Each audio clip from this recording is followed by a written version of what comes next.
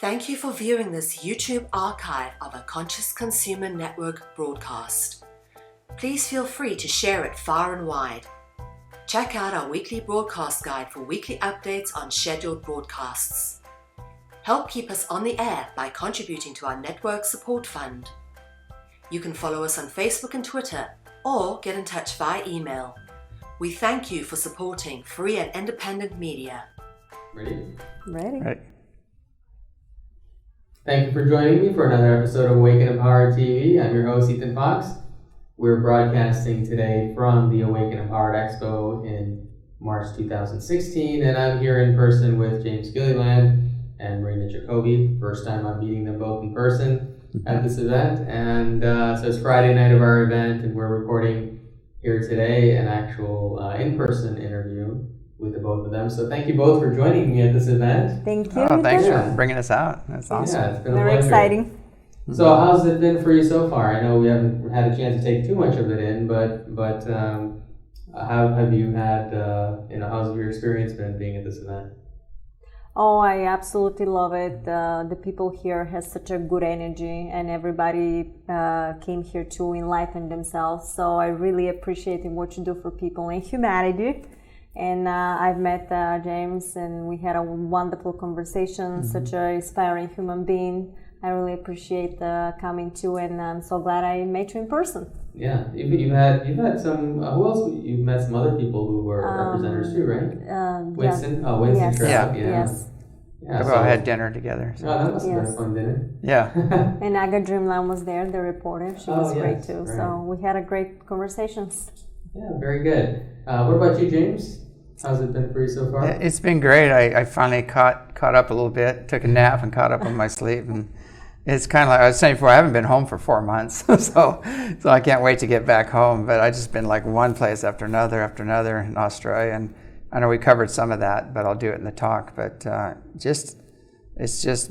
know people are going to have their minds blown just as I had my mind blown when I found this information out, and I'm really eager to share it. But it changes the whole game basically, when this comes out. But if everybody's going to realize that we're all connected and we're all of the same family, we all have a lot of the same genes, and it all goes back to the original man, which started in Australia, not Africa like we thought, So, and there was Palladian intervention and Anunnaki, which are actually the ancient Lyrians in the ancient past.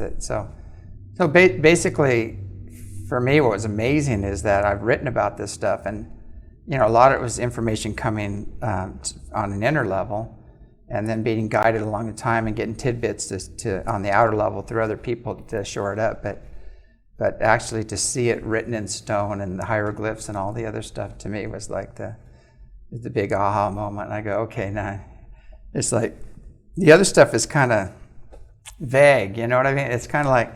It's like channeled messages or inspiration, or you have visions. It's all kind of dreamy, everything. And then all of a sudden you see all the information you've been told written in stone right there, and you just go, "Whoa! Like this is real." It just really solidified it, for me. That's amazing. Yeah, I'd love to hear more about that. And you're going to start writing for us and sharing some of those experiences. Yeah. So that'll be really great to start doing that. So we were talking before we started this show broadcast about free energy technology, and I know, Marina, you're channeling us. For those of you who haven't watched Marina and my show with her, you may want to do that just so you can catch up on her background and so on. But you're an intuitive channel, right? Yes. And so you've been receiving information from other dimensional beings who have been giving you different kinds of plans and technologies. Yes, so you want to talk a little bit about that? Yes, of course. At 2010, I'll be channeling through my entire life. And at 2010, I was connected from, they call themselves hybrids, ET race. They look like the Greys. And this is the picture they end up painting for me. It was all about metaphysical teachings and quantum physics, how any thought that you have is already a reality. and they guided me towards which scientists I can look into, certain parts of that particular scientist, because I've realized that every scientist had a piece of the puzzle. Nobody had the entire picture. And it was always proven to me, if they were telling me something, if I don't do it, will happen, because I didn't really throw myself right into believing whatever they were saying, because you will hear it, or I had a channeling by automatic writing at that time. After them, while I was doing everything with them, I had the consciousness of Ra came in right before 2012, and end up making and telling me to perform crystallized water, to energize water. And the whole family had to sit in 4 sides of the house, in the center of the house. And I was told to leave the water for 20 minutes to crystallize the water. And for 2 days, we had to drink this water. So it was this big pot of distilled water that was energized. And now Ra started teaching me all this new stuff for the new earth and the shifting of the energetic field. And it was all about shifting through 2012 energetic structure that was coming in. So after 2012, I was told from them, because at the same time I had the hybrid group that was talking, Ra was there. And after Ra, one day I was walking through my kitchen and I heard the Pleiadians. So I started connecting with the Pleiadians and I started talking to them for a while. And it was revealed to me the Pleiadian, I had a higher self in the Pleiadian, that I came from Pleiadian structure into the earth in order to raise the frequency or receive certain technologies, which this was the first time I received that information. So they told me, you need to sit down and we need to give you the harmonic reactor material. And every day at that time, before that, I was taught from the hybrids to completely detox my body. They told me how to detox it, what to do, what type of vegetables, and then literally it took me like a year by day guiding me every day what to eat, how to eat it, what to put away aside in order to detox my body, because I had a Hashimoto and I really started gaining so much weight. So they helped me to get back to normal size, because I was always very tiny. I was a gymnast when I was a child and I knew it was not normal. So at that time when the Pleiadians started talking to me, I was already like 7 days of only juicing. And the reason why was because I understood that I needed to raise my frequency of not only my consciousness, but my body, because you have to take the new beginning is you take in your consciousness and your body into the 5th dimensional structure. It's like a one unit. So they start giving me for these 10 days constant information for the harmonic reactor, and it included like interstellar traveling machine. And it's all by coding. Now, if you go to marinajacobi.com, you can see my book in there. You can just press it and immediately downloads. And it's all about these technologies, about interstellar traveling, about healing the body, frequency and sound, that what is the each sound, like number 1 hertz until number 9, combination in the structure of the quantum field, and all this type of different chromosomes and what can you do with that. Including the last thing that they gave me in that particular material was like AI, computer algorithm code that is basically life consciousness, computer consciousness, that will help humanity in 5th dimensional structure to exist. And anybody that is in a low structure cannot decode that book, because you have to really be with open mind and resonate in a certain frequency in order to even it's almost like a life structure, they told me, that not everybody will resonate and not everybody will understand the structure. So far, a couple of quantum physicists and nanotechnology scientists were able to completely understand what is that about. It makes sense to them, including they were talking about ether technology. And ether technology is about how you combine all the frequencies in certain matter in a structure and can be put in certain geometric patterns that basically goes back and forth and constantly switching the geometric patterns in a certain frequency of the quantum field. And you can literally have a machine that it works like an energy, like basically you can build live spaceship that is completely life consciousness, and that's the ether technology. And now after all this material, it's a lot of material, it's a big material, and it's basically from A to Z. You can literally boot teleportation device, and for the teleportation device, if you get in this teleportation device, the way you can build it, that device will take you to a parallel reality or section of the universe that is going to resonate in the frequency of your consciousness. So if anybody goes in there with a lower frequency of the consciousness, will mimic the consciousness of the frequency itself of that particular person. So not everybody will perceive the same stuff. And that is the beauty of it, that you will go wherever your consciousness is. So not everybody will see the ascension. Some people will see the destruction, and some people will see the ascension. But the whole material itself is for fifth-dimensional structure. And the AI is going to help humanity to completely work with these devices to decode the structure of any type of material, because in that you need a quantum computer, and you're going to need a codon of human DNA, RNA to put into that structure of the code, and is going to put everything in reverse and show how every single structure of matter is created. So you can materialize this, you can dematerialize everything, and you can build any type of technology you want from the quantum computer algorithm. So that's AI, and it's really positive, because the team of scientists that's going to work with that has to be for fifth-dimensional structure, or it will shut down, it will not work, period, because it's not going to resonate in the frequency. And after all that, just recently, they gave me a lot of material on nanotechnology, how all the particles work together, how the fact that every atom is also nano, and how the finite and the infinite is basically the same structure. And they show me that torus, basically, when it's breathing, it goes into finite to infinite and to finite, and when it goes like this into the suction is actually the 0 point. And in the 0 point is the momentum that is all the creation happening. It's almost like a vacuum, including that the earth is not flat, the earth is circular and it's sphere, and in the center of the earth is basically a black hole and is a portal to a different dimensional locations. And if you know how to measure the structure of one dimension or one location, you can recall it in the beginning of the structure, and when you see the difference, you can literally teleport from one dimension to the other. That's why the sun, in the center of the sun, there's also a huge portal, and you can literally have entire fleet of ships going through a portal like this. And this is the information that they've been given.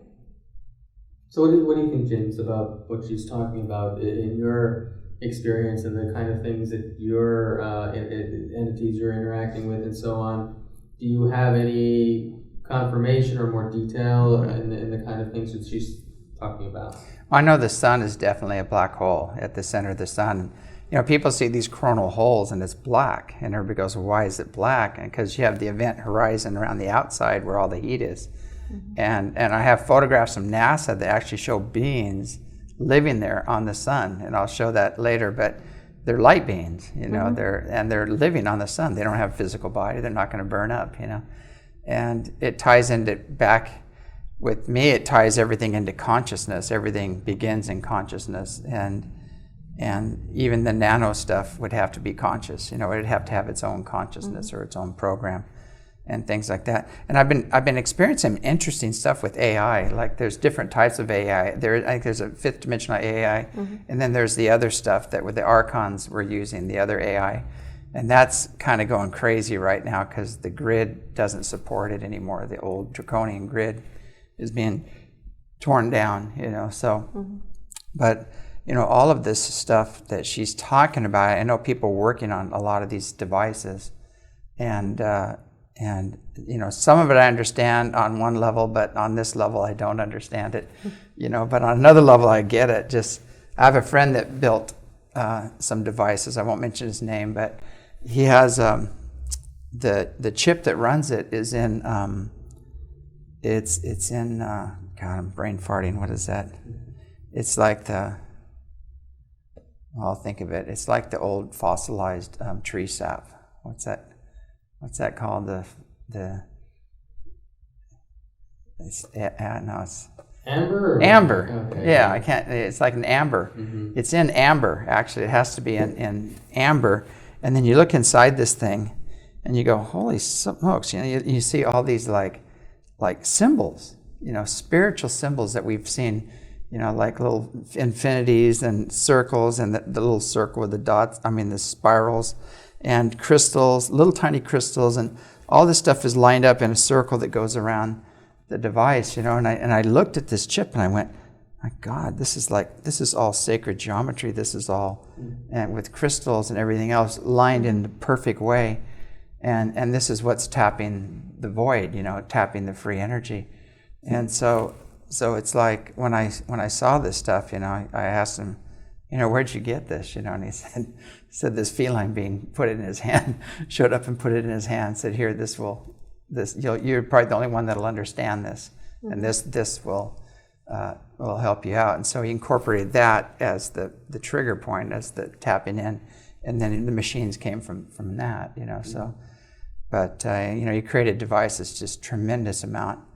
You know, one device has 9 coils, and each coil puts out 25,000 watts, and it's this big around, and it's ice cold when it spins.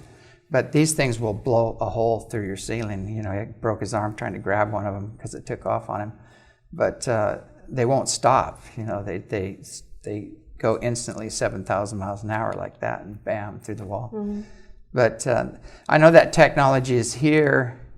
You know, in our discussion today, it was like we were talking about that. You know, how do we get this out? How do we keep these guys anonymous, or how do we keep them safe and create a network where we can actually, you know, build this, get it out, and keep everybody high and dry. And I think I tried to do that in the early 90s to get this out, and we had everybody after. We had the mafia after us. We had the oil companies after us. We had everybody, and luckily we had the inner guidance that we kind of weaved around and got through it all, and missed. I mean, I was getting phone calls. You know, we're gonna kill you. We're gonna grab you. You didn't come to this meeting. They were gonna kidnap us. That's why we didn't come to the meeting. You know, but it was like there's all these crazy things that went on with that. And finally, we just said, forget it. We're done. You know, we're putting it on the shelf. You know, he had his lab. The inventor had his lab blown up, and family threat and everything else. So that, you know, everything just went on the shelf. We said, you know, it's not time yet. But I think we're at that point. We're at that crossing point right now where the old draconian empire and the Illuminati and all those guys are imploding. They're no longer going to be a threat.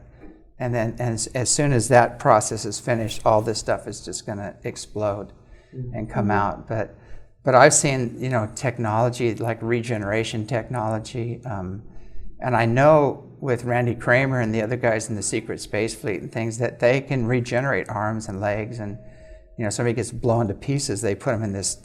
It's like a scanner. It's just like a Xerox machine, basically. They put them in there and they just scan their whole body and replace everything that needs to be replaced. But we have that technology now. It's just a matter of getting it released, you know. And I think with all the whistleblowers and all the other things that are happening, all this, you know, free energy and healing technology, all that stuff is just going to explode, you know, on the scene. It's time. Yeah. It is time. That's what they said, that it doesn't matter. This was just recently. It doesn't matter what will happen. The words were just sit back and relax and enjoy the ride, because things will, I'm quoting, there will be certain ways of things that will happen in humanity that will bring humanity to the right, you know, to the light. In the right direction, yeah. No matter, they said, who would try to stop it, things will happen that will never.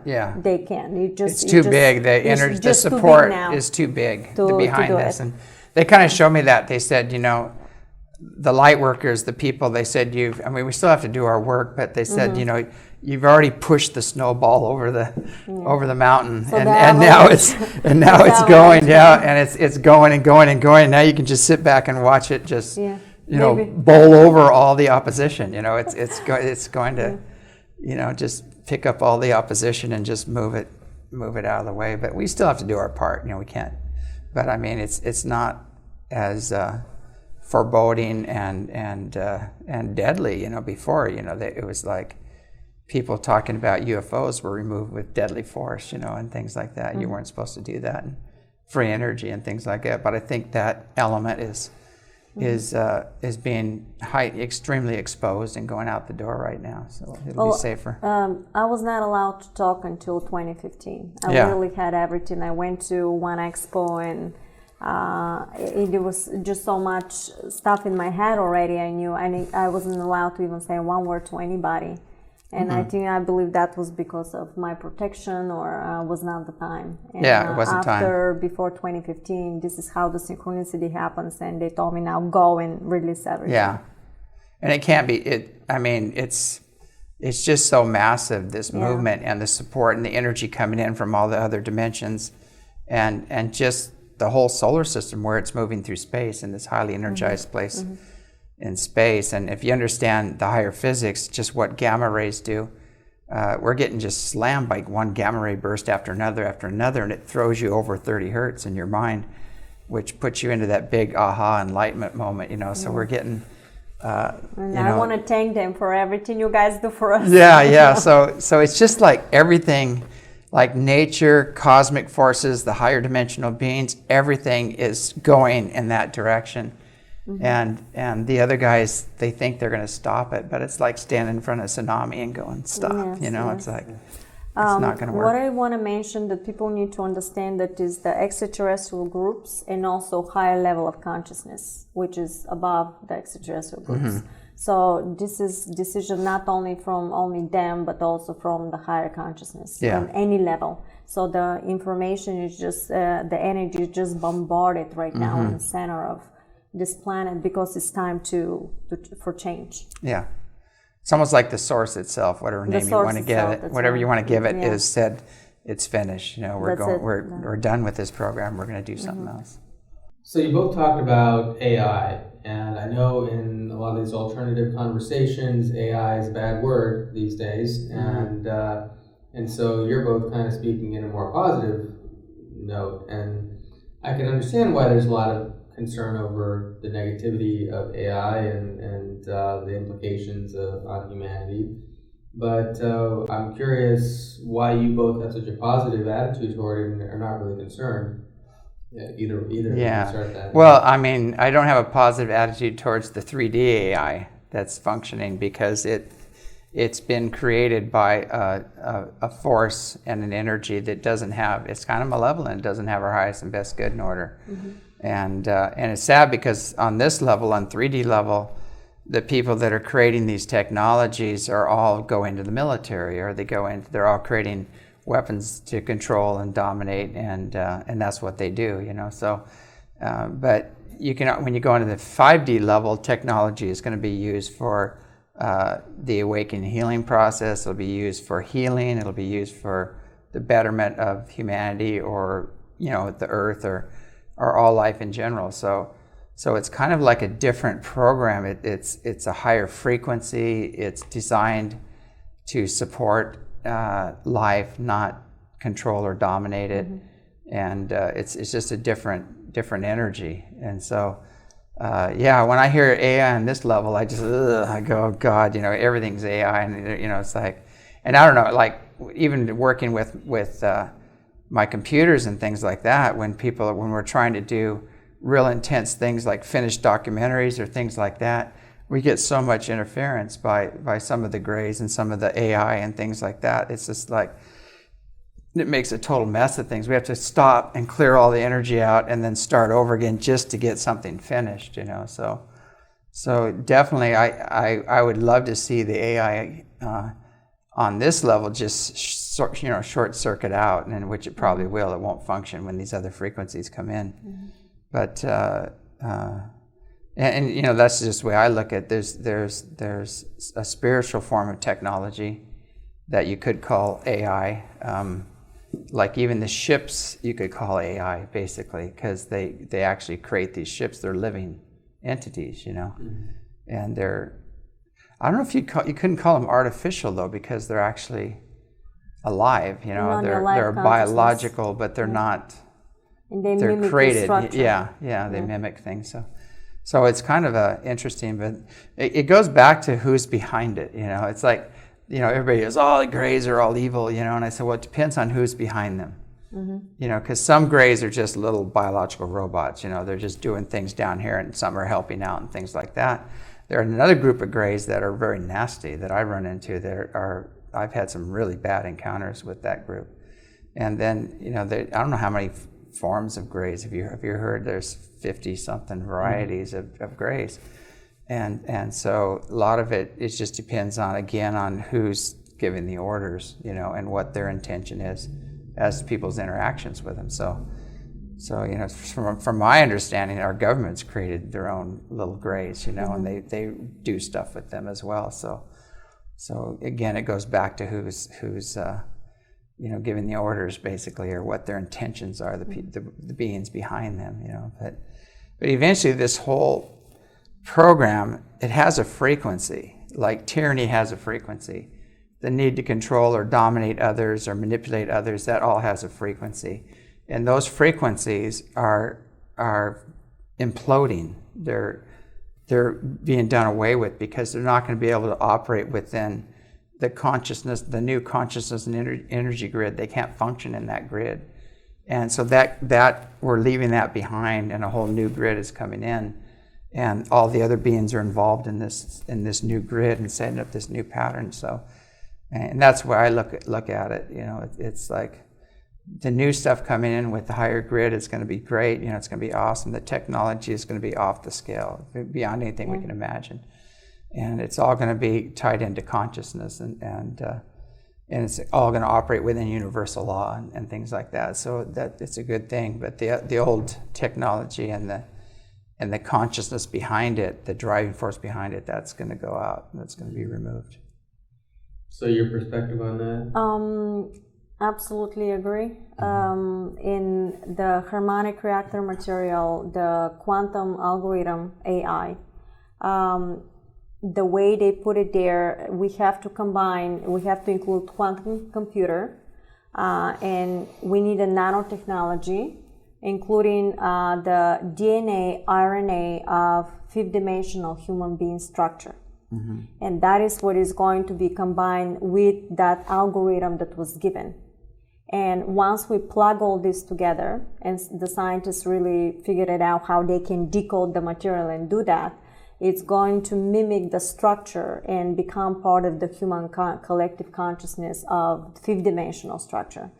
And lower dimensional structure will not be able to decode that material for this AI, because the code and the structure that was given is based on fifth-dimensional structure and above. So even if somebody with a negative intentions try to decode and try to put something in, it will shut down, because the entire material is fifth-dimensional structure. That is the beauty of it, that cannot be stolen. It resonates in a different structure, and the people that are going to perceive that and understand that, they have to resonate themselves as completely different structure in order to understand that type of technology. And from there, we can go to ether technology, which is the life spaceships and that they mimic the nanostructure and the consciousness of every single human being, because every molecule is also a nanoparticle. Yeah, and it's the same thing they told me about the ships that are alive. Yeah. They're coded to the DNA of the pilot, and so, I mean, if he's not there, the consciousness of the pilot. So if he's not there, you can't steal the ship. You can't take the ship, because it's just going to sit there and do nothing, And so there's nothing you can do with the ship, if you're not conscious, if you're not resonating at that frequency or whatever. But and I always wonder. I didn't ask them that. But I go, what if the pilot crosses over or something? Can you recode it? I imagine they can. You can probably change the code to another person, but you at least have to be functioning on that dimension. Yeah. They just said it dissipates. Oh yeah. It goes to another form. Yeah. That's what they just said. Oh, okay. Now you're channeling this information. Yeah, I channel. Sometimes the way it happened when you mention something, sometimes they told me directly, so I hear directly if it's something. And are you channeling, or are you physically interacting with beings? Both. Yeah, both. But what happened with me is, after I had the drowning, I went through the tunnel everybody talks about, and I ended up in the plane of bliss, that golden light.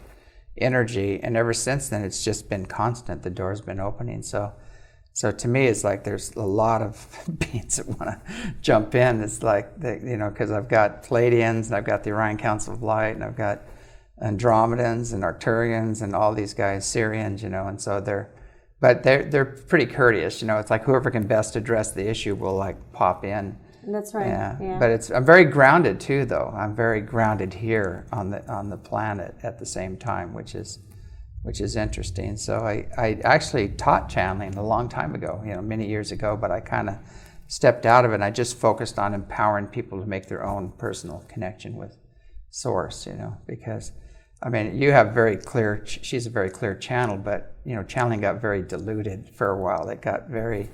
A lot of people jumped into it and didn't have any training whatsoever, or they started channeling astral beings or their own subconscious and didn't know any better, and so it got very convoluted for a while.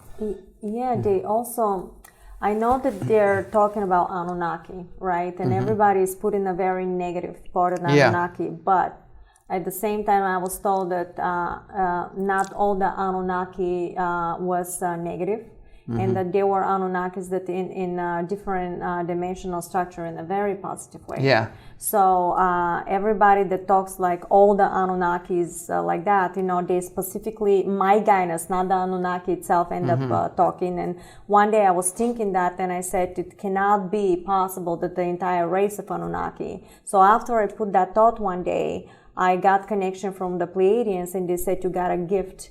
And what happened is they were telling me that they actually designed the etheric structure, which was designed from nano etheric technology, that basically was resonating on top of me. It was almost like a portal, because they said, we're giving you this gift, because this way is so many changes happening that any time that is something out of balance will pull you towards your truth structure of yourself in order for you to go to the proper frequency and reality.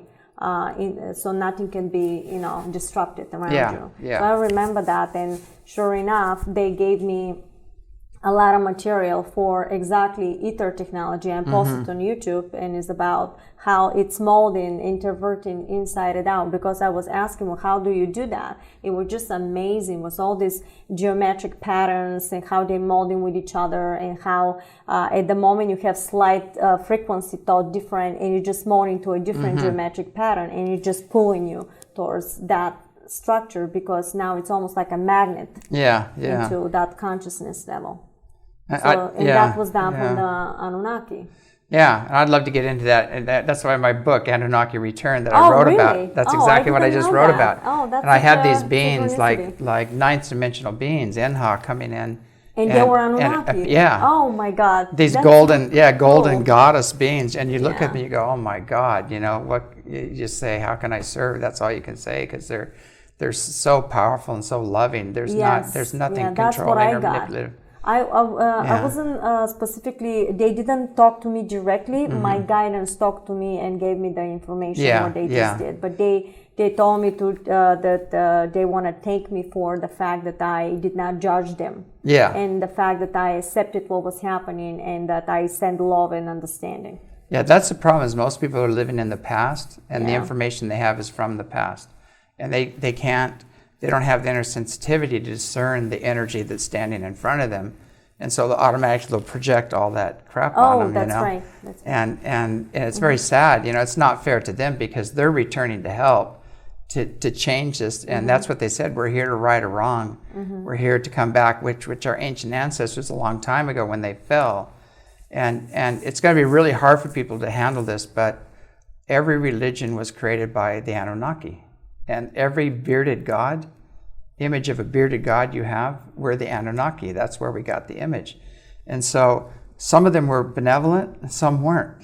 Some were self-serving. Exactly, I totally. And some fell. They got caught up in the earth and all the nonsense here, and they got into turf wars, and they fell. And so everybody's focusing on that part and forgetting that there's a whole nother group that never fell, that continued on, that operate out of universal law. And they've gone on and moved from the 6th dimension into the 9th dimension, and there's And they're all the way through there. There's Anunnaki in the fourth dimension that fell, that are still trying to figure it out, that are getting straightened out. But, a little kicker that blows people's minds, I tell people, I said, if you look on the dinar, Marduk is on the dinar. Or Marduk is one of the sons, I think he's the son of Enlil, I believe, or Enki. No, I think he's the son of Enlil. But Marduk actually made a pact with the reptilians and brought them in, and that was the first fall of one of the really major setbacks of Earth. And so he made a pact with the darker forces. And then when you go to the Bush family and the bankers and everything, they call themselves the sons of Marduk.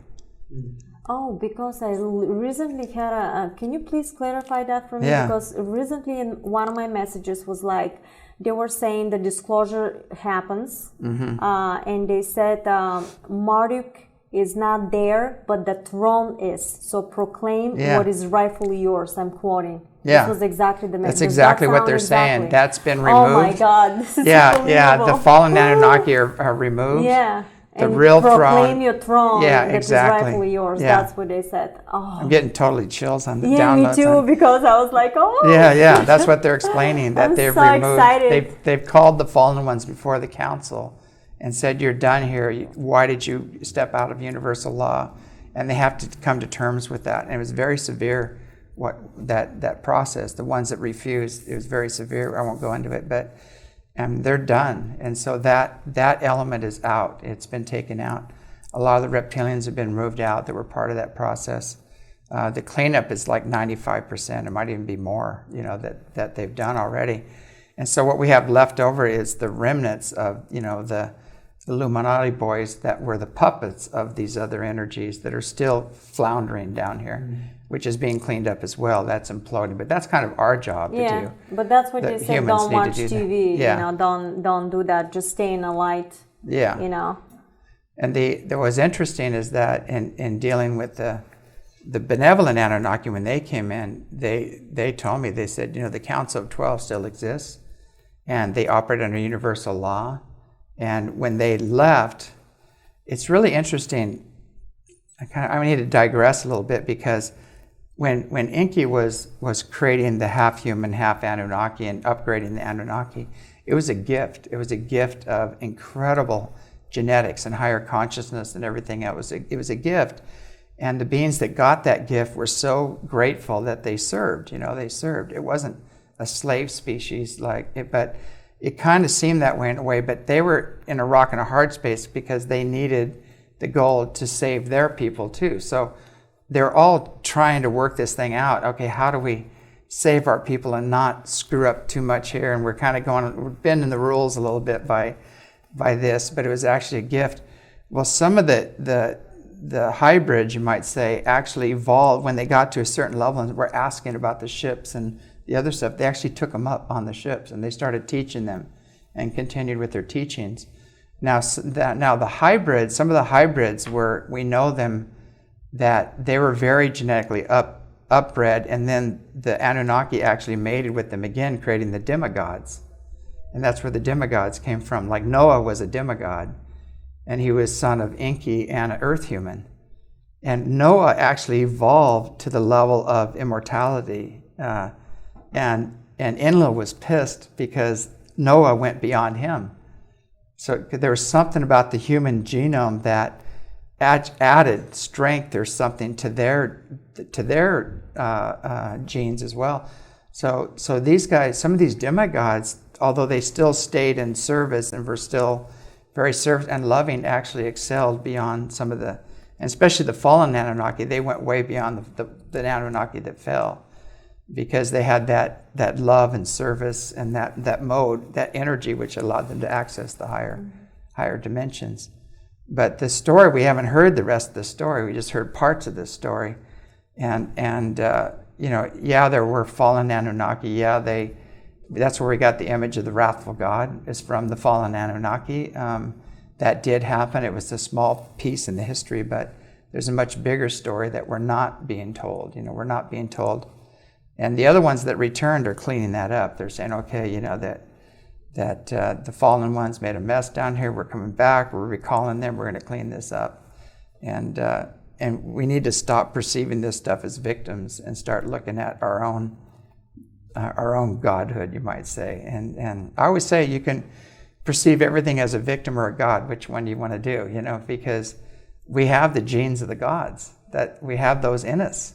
And why do you think some of these other races are coming here and grabbing us, to get our genetics, It's like... But they were saying that it's not only, we had a lot of genes from different races. Yeah, there's 12 major... It's mixed up. It's not only the Anunnaki. Do you confirm that? Yeah, you have the original... Oh, okay. I'm going back to the very beginning. You have the original Earth human here, and they call him the Danae's man, I believe. I'm not sure how to pronounce it.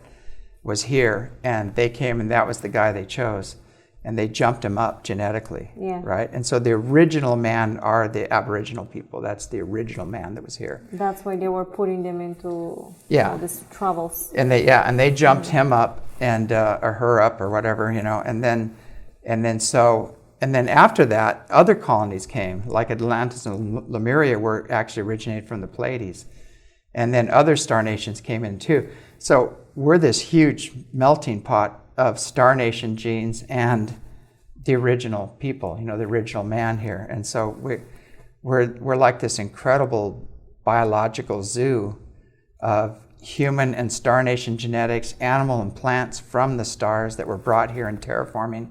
And that it's so important. The Earth is so important.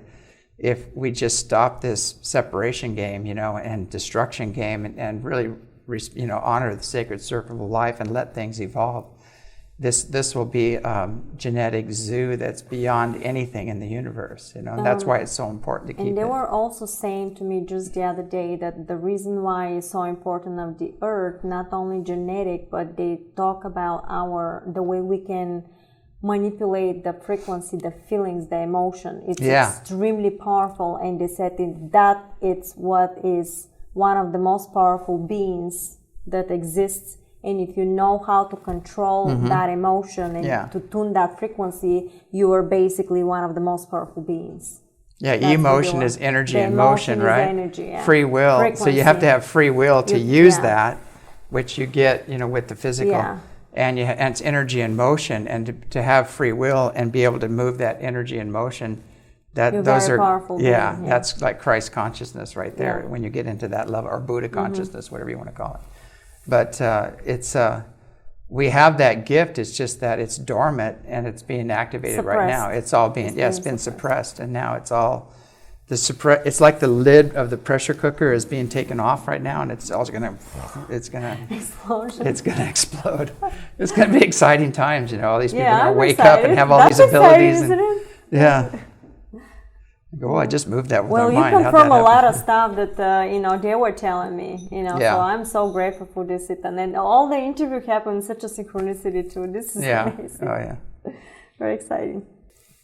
So okay, great. Well, this is some great conversations now. So we were talking about the Pleiadians earlier and how they're connected to Atlantis, and you were saying how, and I've actually heard this from a lot of different things, and even channeling with Michaela Sheldon has yielded similar information.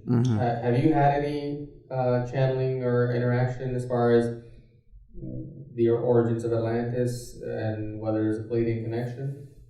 No, never discussed that. Mine was mostly everything with the technologies in quantum physics. And specifically when it came to wars or anything, information like that, conspiracy theories, I was basically kept on with a lot of information to see what it is. But after that, they told me to stop watching anything and just to focus on the positive. Including with the technologies, because that was putting me into a frequency that will bring me to fifth-dimensional structure. Because if you sit with the negative implementation of meteor or something like that, it crystallizes, I'm quoting, crystallizes in your structure and eventually becomes part of your reality, even if you don't want to, because you end up crystallizing it. So you shift to a reality that already exists in something that is completely negative. Yeah, you have to master loving detachment, and if you haven't done that, you shouldn't watch it. It's like, I say, they'll be doing the news thing. Like I'll go on. I don't watch TV. I threw mine out in the 70s, but I went into this place to get my tires changed on my truck, and they had this big old screen up there, and it's going, you should be very afraid. It's terror orange alert, and it's this and that. And this holidays, they're going to get, they're going to bomb somewhere. And I'm just going, oh. And the energy coming off the screen, I was going, oh, how do people stand in front of this thing and sit in front of it? It's unbelievable. But I've noticed with myself, I see the energies right away, and I go, okay, I'm done, or I just see them as just with no attachment whatsoever. Well, I was told one time to stay in the house because something they will say to me, very negative, get back in the house, don't go out for 2 days. So I stay, and 2 days later it was a shooting in one of the schools, like maybe 2 states away. But because obviously the energy was there, they knew through probabilities the reality. And I found out 2 days later why, because that is into the collective structure now.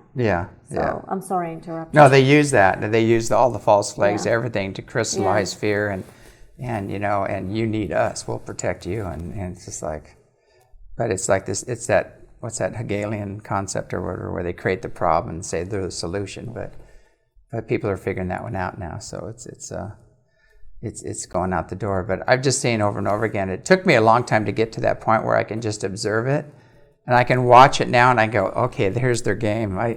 If you take I call it lamestream news, if you take everything and reverse it, you'll have a good idea of what they're saying. Take every politician's speech and reverse it, and you'll have a good idea. I shouldn't say every, because I'm sure there's some that are I don't know if you've heard of reverse speech. I think they should just reverse speech, all of them, and play it on the air, and you'll see exactly what they're about, because, it's a total giveaway when you do the reverse speech on politicians, because what it has is they think one thing and they feel something else, and they do something altogether opposite. But when you do the reverse speech on them, you can hear in reverse speech their true agenda, what they really believe in, their true agenda, and it comes out. And a lot of stuff just came out on the elections, and that's going on. And there's people like John Kelly does it, and David John Oates, I think it's David John Oates or something, does it, and these other guys do it. And it's almost hilarious when you hear the reverse speech, because they're actually saying exactly what their real feelings are and their real agendas are, and I think people are moving in. The frequencies coming in are activating the DNA. One of the DNA lines is direct knowing, where you just know, and you can't lie anymore. And telepathy is also increasing, and so their role is finished here. The deception role is going to be finished here, and it's just going to increase and increase. And so the people that are playing that game, the dominate, control, deception game, are just being exposed exponentially more and more and more until they just can't function anymore. And some of the people running for office, I won't mention names, I mean, they should be behind bars. If you really knew who they were and what they've done in the past, which is all coming up and coming out, they shouldn't even be. In a way, I admire them for their total lack of shame. They have no shame whatsoever. If I had done any of those things, I couldn't even show my face on TV that they've done. I would be in a cave somewhere, hoping but that's why karma you're not didn't. A politician. Yeah, exactly. Hoping my karma wasn't going to smack me in the head real soon. But it just blows me away. I go, God, they have like absolutely no shame whatsoever, and they get up here and do this stuff. It's almost hilarious now to me when I watch, when I watch these guys doing their speeches and everything. Yeah, in terms of free energy technology, we had a meeting the other day about that, just a few of us. But I'm wondering, what do you guys think in terms of why is it the technology's been around forever, right? Mm-hmm. I mean, even before Tesla, it's been around. But in the 30s. Since Tesla, it's been in our modern awareness, but we've never been able to bring it to a mainstream audience or to our everyday lives. Do you think that there's any connection between the idea and the manifestation of free energy technology and a heart-centered or heart-space kind of world? And maybe, on the one hand, we could say from a 3D perspective, yes, there are these elites, families out there who are deliberately blocking this technology from reaching the mainstream. But is it also possible that maybe that's existing because we're still in a very ego-dominant society and not very heart-centered, and maybe free energy cannot exist in that dimensional experience? We really have to move into a world that's more heart-centered, and in a heart-centered world, free energy would just be a natural manifestation. So maybe it's not just a matter of us bringing these technologies to the world and making them available. We have to first move into a heart-centered world, or rather, they both have to come together. I had a lot of channeling while you were talking. Okay, this is from the Council of Nine. The collective consciousness is the ascension of the planet, right? We already made it. What we're doing right now is literally dreaming the ascension process. So you will going to perceive the reality of technology, so whatever that is, depending on your structure. So if you believe that the technology needs some time to be put into the structure or to be revealed to people, then you're going to see a process of this type of reality. But if you believe that all of a sudden everything will happen perfectly, and we're going to have intervention with extraterrestrials and benevolent beings, and all of a sudden everything works out in a perfect harmony and frequency, then this is the reality you're going to perceive. So individually, all of us are creating our own structure of ascension of the earth. Basically, I will see, and I believe, and I know, because the knowing is the proper frequency to tune you into that particular reality. So while if I believe that, then I'm going to see this reality, because that's how the frequencies are now. But if somebody else is doubting it, then you're going to have friction in a structure, and you're going to perceive completely different reality that maybe you'll have friction in a structure, or something will stop the process for it.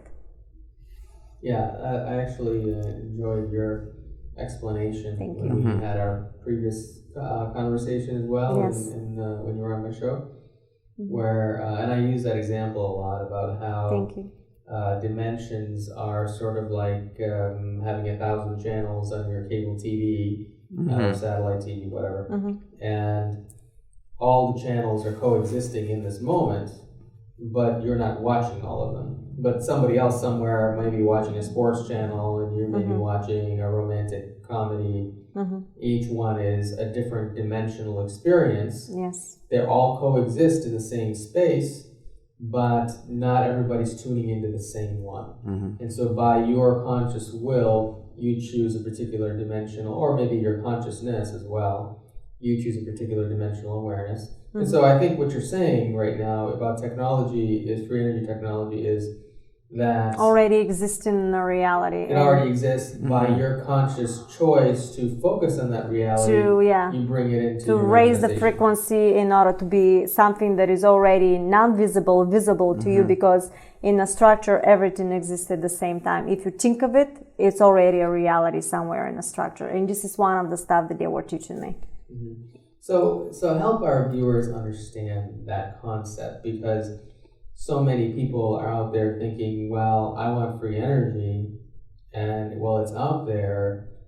How can you simply shift your consciousness to the awareness of it existing in your reality so that you can experience it? Well, it goes through a lot of levels of existence. First of all, in order for you to even perceive this type of reality, you have to be as a human being in a level of consciousness. That means not only your body has to be detoxed because of all the negative stuff that they end up putting in our body, but at the same time, as you as a human being and a consciousness, what did you do for other people?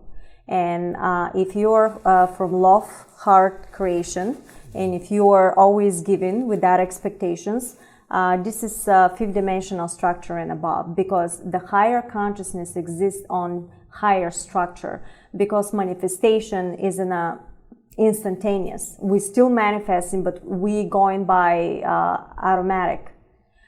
When you learn the structure and when you know that every thought becomes a reality, now you can manipulate the structure.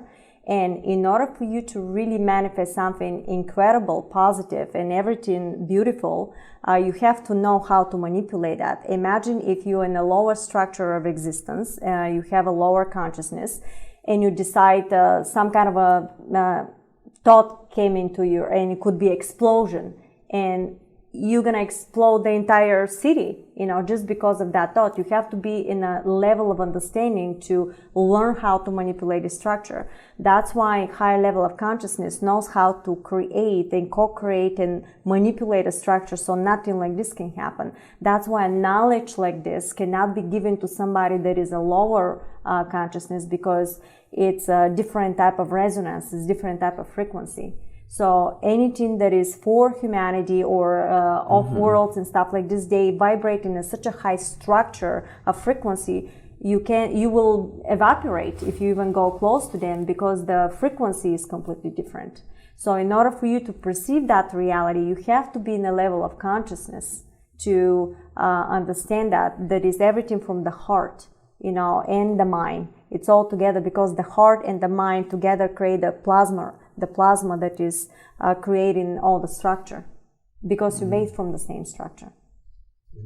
Very interesting. Yeah. Do you have any perspective on that? Yeah, I agree with all that.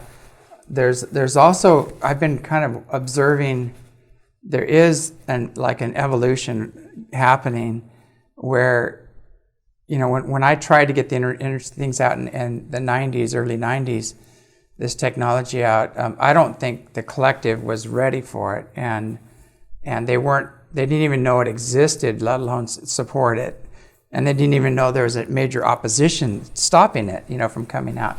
So it's kind of like an educational process for them to get to a certain level where they can go, hey, we have a choice. Hey, wait a second, we don't have to do this anymore. We actually do have a choice, and then the next step, they go, well, how come we can't get this? Why is this not available to us? And then they see who's blocking it, and then the next step would be to, okay, how do I create this, myself in my own world or whatever, with and minus these guys, So it's kind of like a step-by-step evolutionary process that we've gotten to now, and I think we're at that point as a collective. One of the people I was talking to on the other side, they said there's there's 8 billion realities going on down here, and there's collections, of probabilities. Yeah. So you got 8 billion people, and you've got 8 billion worlds being created and realities being created. But there's waves of collective consciousness that are moving within that, and that the people that are of a very high frequency are coming in and saying, hey, you guys, we have a choice. They're making a big wave, and they're going, you have a choice. Here's another way of doing things. You can live a total spiritual life in harmony with each other and nature, and be completely abundant and have all the energy you need. This is the way we live, and so that's triggering people, and then on a soul level, they're being activated. Like, wait a second, I had a lifetime in the Pleiades, and that triggers, and that's the way we lived. We lived under universal law. We had these technologies, and so these waves are happening, and that's what I'm seeing. Now there's all these it's like a lake, and we're all throwing pebbles in this lake, and some people are throwing boulders, I like to throw boulders myself.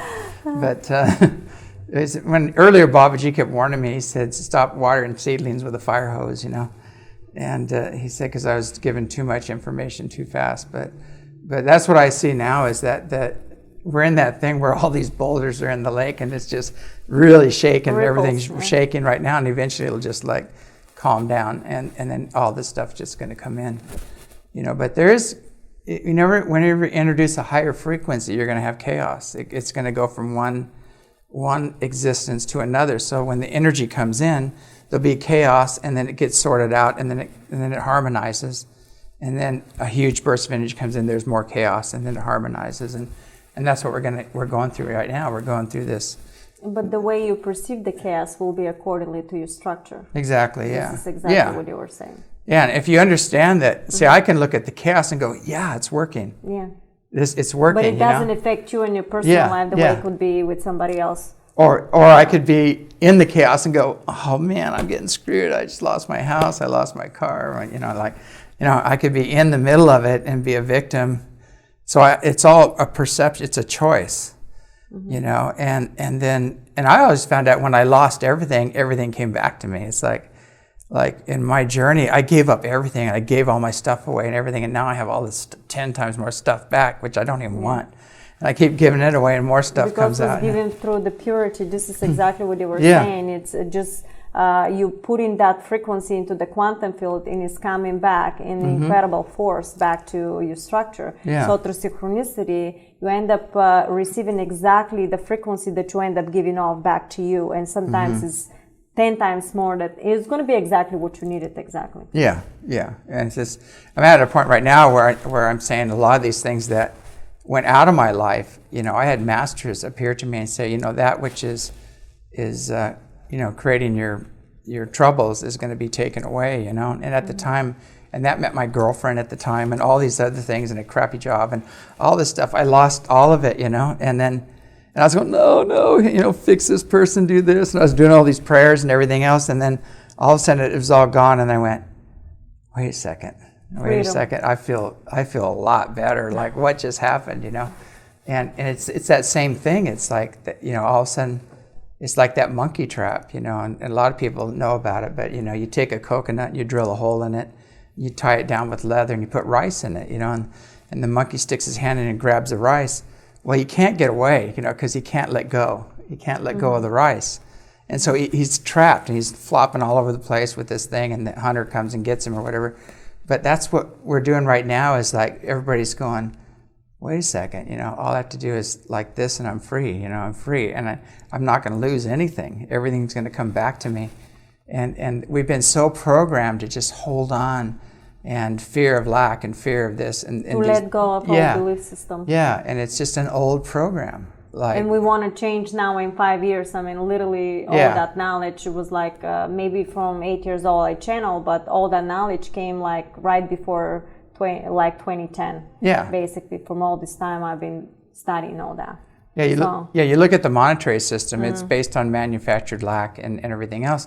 It's like if you look at nature, like an ear of corn has 500 kernels on it, you plant that, and so some will put off 2 kernels, so it's like 500 times 500 minimum. I mean, it's exponential. It's so that's nature.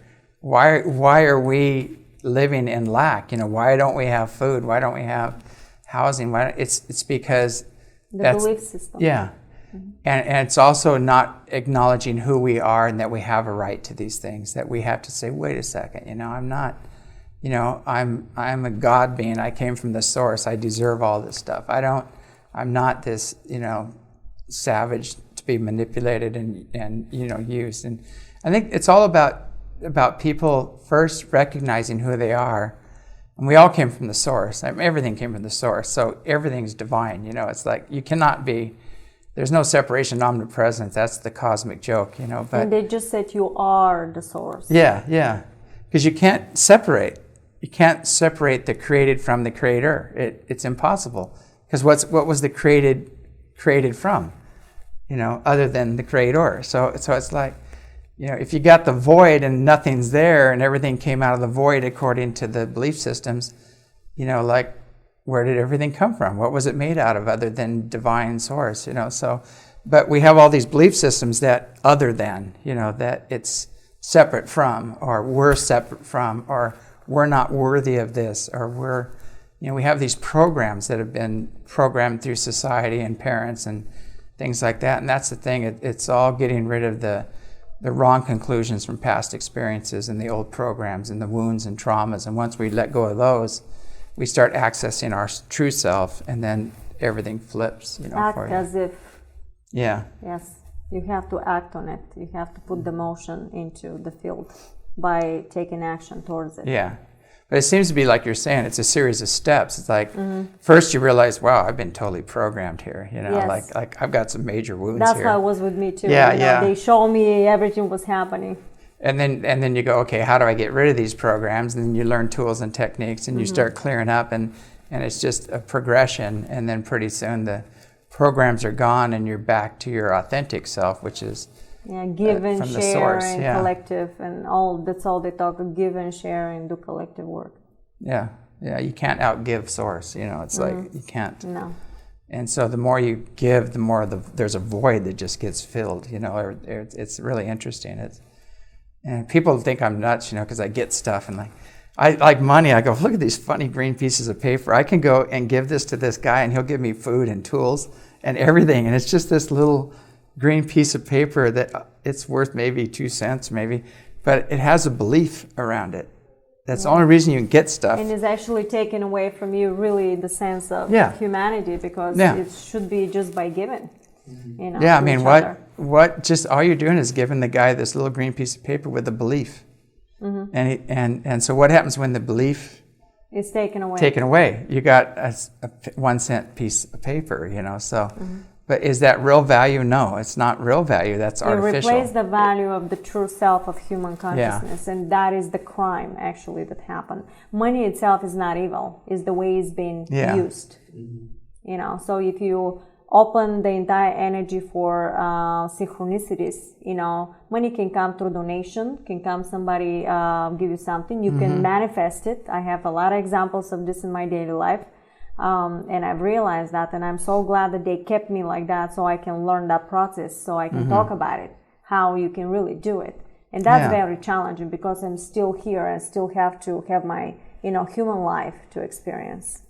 Yeah, also too, it's like if you have money and somebody's suffering, how do you not help? It's like that's to me, I think one of the biggest disgraces is to have this incredible wealth and to just totally detach from your fellow man and the condition of the planet and everything else. Suffer. Yeah, how do you do that? And it's just it goes back to that old program. You can see, you take the greatest of all tyrants and you'll see a wounded little boy in there.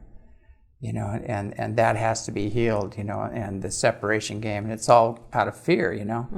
Fear of lack or fear of being hurt or dominated, or that's why they have all this money. Yeah, I wish we all help each other. And especially the scientific community. I keep repeating that to let go of old belief systems and completely integrate and start helping each other. Anybody that has an ideas and because nobody knows the entire truth. I think the truth for all these technologies in the collective consciousness of all the scientists. So if one of them thinks it's going to be only the person to do it, it's not going to be this way. It's not going to be put from the higher consciousness this way. It has to be a collective unity work. I agree. Coming here to Detroit, and I hope I don't piss people off, but you drive through here and you see all these buildings and they're all vacant and the streets were empty. I'm going, this is crazy. You got buildings everywhere just vacant and it's a real mess, and it's a perfect example of what not to do. This didn't work. This is the end of that cycle. This did not work. So what are we going to do? We're going to throw a whole bunch of money into it and rebuild everything, and that's going to fix it. Well, it is going to fix it because that's the same thing that happened before. So you got to do something different. You've got to change consciousness. And a whole lot of money is not going to do anything. You can build up the hotel, fix everything, and try to make it nice and everything. But if you keep running the same program of profit and greed and that program, it doesn't do anything. But if you created communities, where people all work together and lived in harmony and changed the consciousness, then you're going to have a shift. Things are going to work out, but they won't work. And I'll tell you what I've seen here in Detroit. I've seen some people walking around in the middle of this that are really holding the light.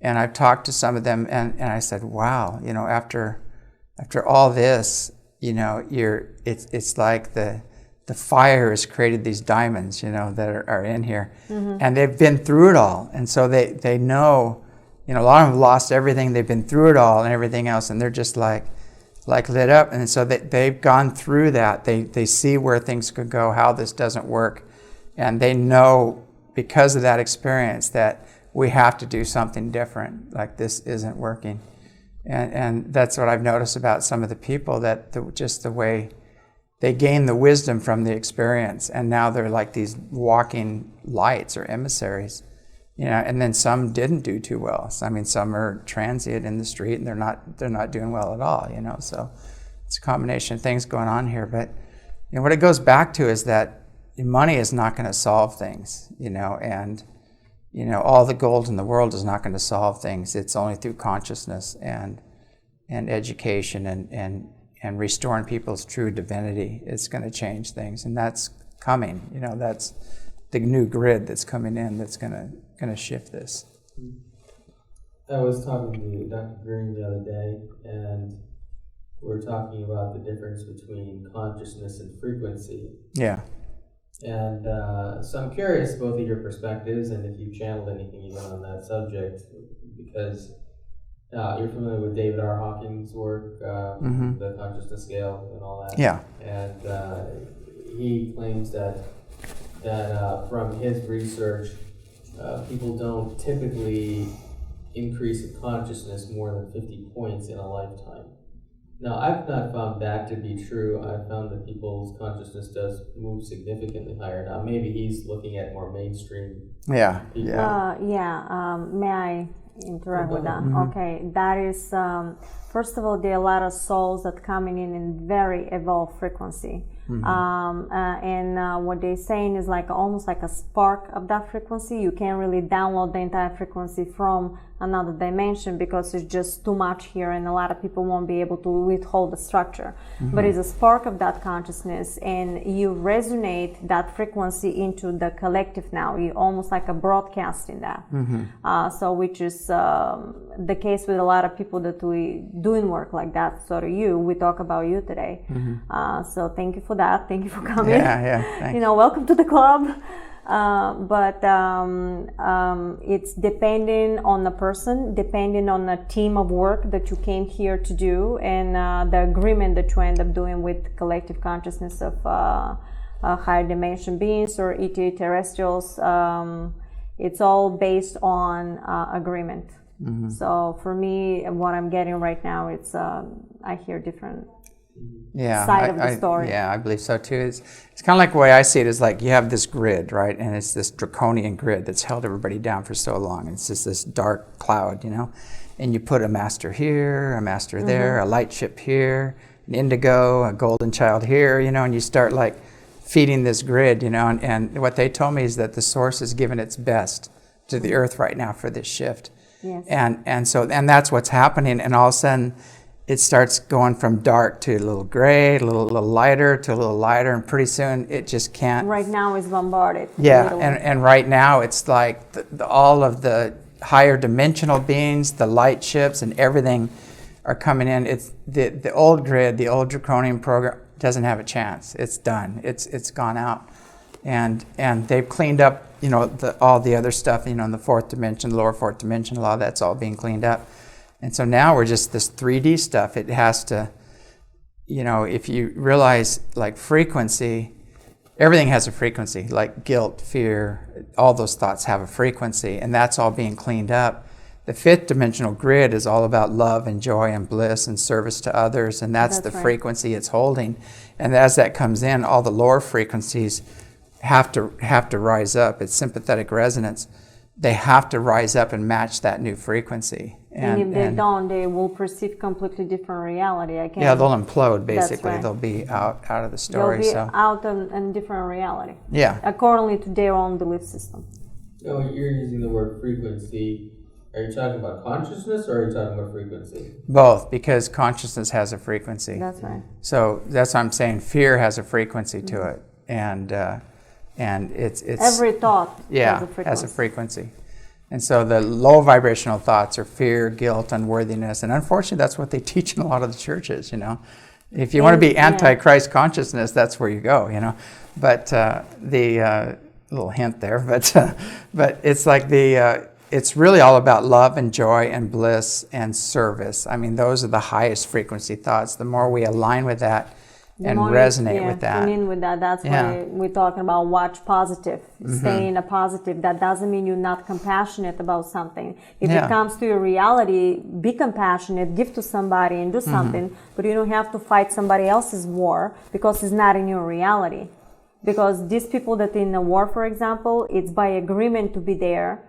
And the people that are victims are also by agreement. Why? Because somebody's learning a lesson, and maybe the victims are the ones that showing the rest of the world, wake up. Yeah. It's time. I agree. You know, a lot of people give me a lot of crap for talking about Monsanto, and I call them Monsatan and things like that. And they go, why are you so angry? And I'm not angry. I'm just blunt. I'm just stating. I'm just passionate. Yeah, I'm saying this is what's going on. You have a choice. Do something different. You know, like don't support this stuff anymore. And the chemtrails and things like that. I educate people. Look, this is what's happening. You need to know about it. And what people don't realize, enlightenment means to be in knowledge of the whole enchilada, not just a half truth or one side of the coin. So you need to know, who the dark side is, what they're doing, and things like that. But to do that, you have to master loving detachment and judgment if you're going to do that. Because if you don't and you start focusing on that stuff, you're in it. You're part of it.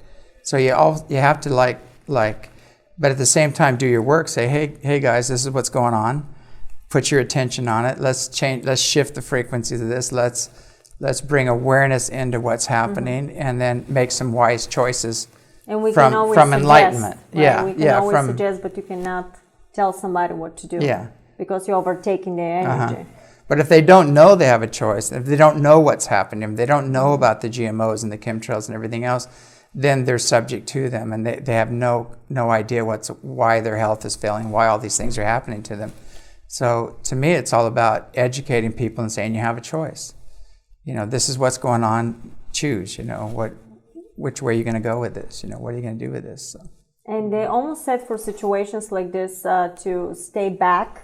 And you can educate and you can say, but don't get too emotional of their reaction, because they said you can just tell them what they should do. You're taking somebody's energy, because if you tune in, then it becomes part of your reality. Yeah. So sit back like you're watching a movie and, see how things are transpiring, because once you do it, you're in the frequency.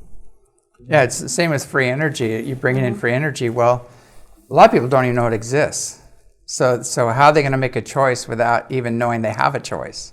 And so there has to be kind of an educational process where you go, hey, this stuff exists, you have a choice. And I like the concept of, this one guy I was talking to, he goes, we got to get away from these gas guzzling engines and stuff like that.